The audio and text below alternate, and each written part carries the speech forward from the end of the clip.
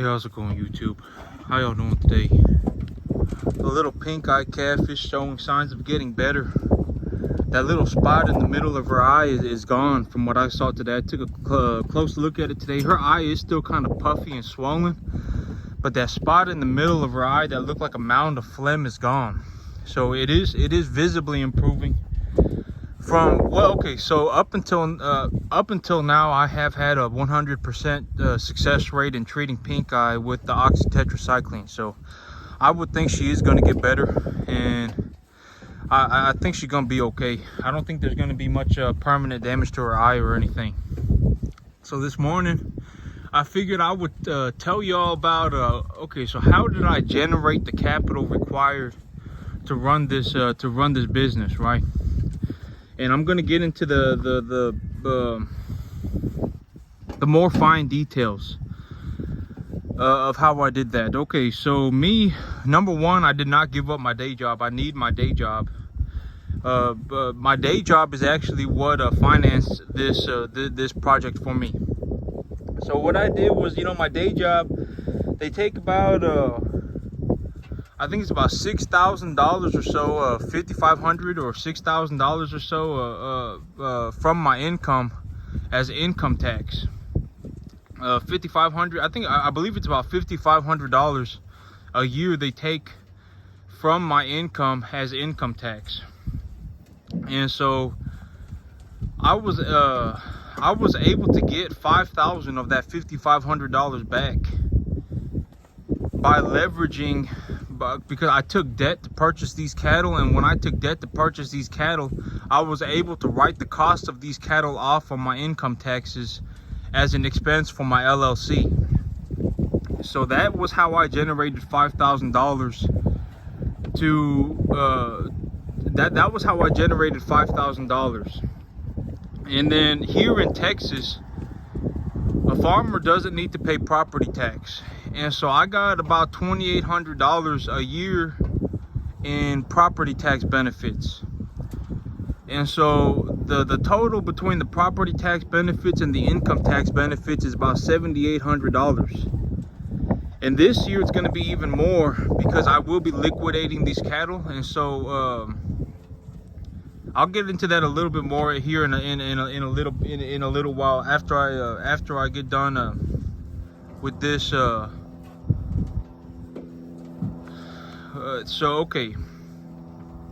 So what I did was that put about $7,800 in my pocket.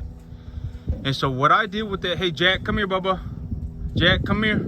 He always trying to jump in the water tank. Jack, come here. Come on, Jack, come on. Hey. He's starting to get to the point where Jack, come on. Come here. Hey, Jack, come here. Yeah, he got his feet up on the water tank and everything. He usually listens, but he's getting to the point where he don't listen because I don't really get onto him. Well, I need to start getting onto him. Jack, come here. Yeah, because it's dangerous. If I call him, he needs to come over to me. I don't want him turning into some coyote dog, running around, and he's gonna die. But Jack, come here. But that was how I generated $7,800. And so with the $7,800, okay, so boom, I got $7,800 in my pocket. So a load of grain cost me about $3,500. So if I go and I buy 11 tons of this grain, I buy it for $320 a ton. And so that right there, that's it's going to cost about $3,500 for a load of grain. And that first load of grain, it cost me about $3,200 for that first load because I only got 8 tons. It didn't cost me $3,200. It cost me about $3,000. So $3,000 plus $3,500. That's about $6,500 that I spent on grain. And the money that I got for the grain, the money for the grain is the money that I got from my income, from my not my income. Well, both all of my tax benefits combined. So my tax benefits combined is what paid for my grain, and then I still had about $1,500 left over. And if I'm gonna grow grass, okay, so the fertilizer costs this year are about it's gonna cost me anywhere from about it's probably gonna cost me on average about $350 a ton to purchase fertilizer this year. That's what the price of fertilizer is looking at, or is looking like. And so the price of fertilizer being $3.50 a ton, well, I still have some of my income tax money sitting in my bank account in case I need it.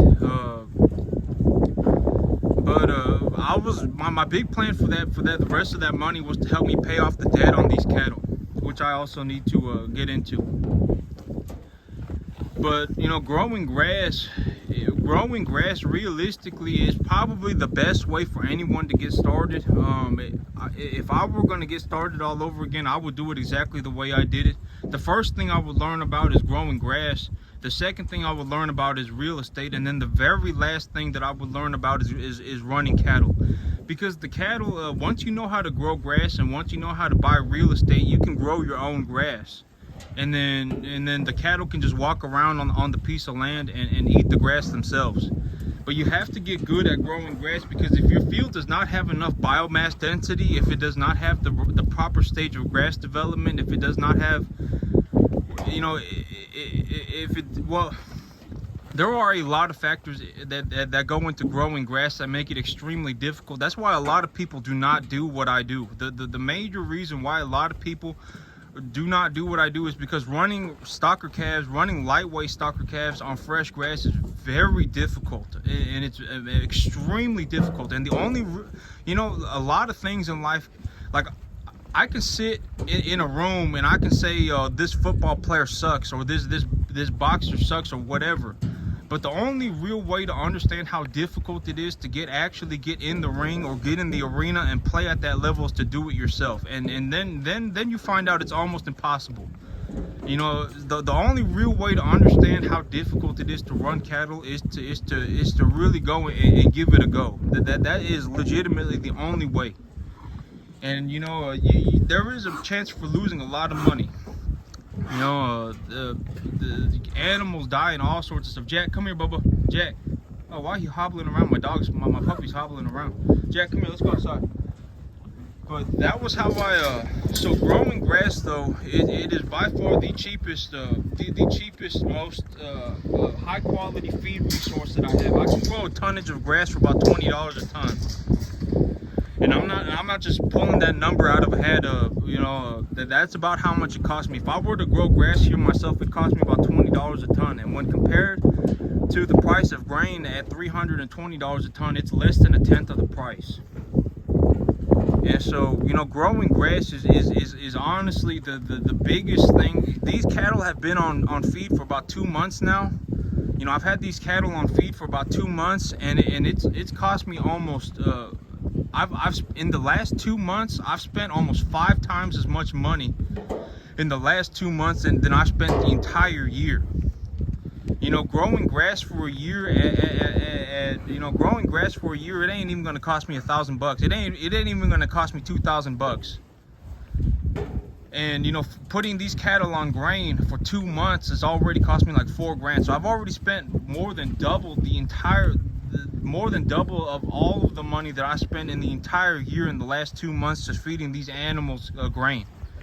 The entire year it'll cost me about $1,500 to grow grass. I can grow whatever I want, fertilize it however heavily I want, whatever, and it's not even going to cost me $2 grand for the entire year growing grass at $20 a ton.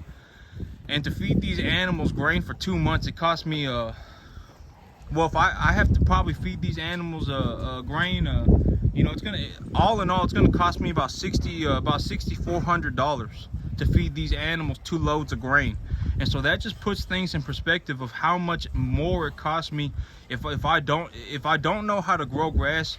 My expenses just go absolutely vertical to a point where it's almost impossible for me to make money. If I had to grain feed these animals constantly all year round, my expenses would be so high that I would not be able to make money. If anything went wrong, like if there was a drought and the price of grain went high and the price of cattle went lower, I would be screwed. I mean, I would be hemorrhaging money if I was feeding these animals just grain year round. And so, you know, growing grass is the #1 most important thing. If I can grow grass, I can put weight on cattle for almost nothing. But you know, but for the money that I needed for the cattle, I took as a 0% loan from the bank. So these cattle, you know, I took about $25,000 in loans of 0% interest loans from the bank, and that was the money that was the capital that I utilized to purchase the cattle. And if I needed anything more, like if I needed to purchase fertilizer or anything like that, or if I needed to purchase feed and I needed access to more capital other than the $7,800 that I had in my bank account from the tax benefits checks, I would utilize my credit lines. And so I actually was able to make a tremendous amount of money on running this farm without really even selling any farm products. I just did it straight through tax benefits.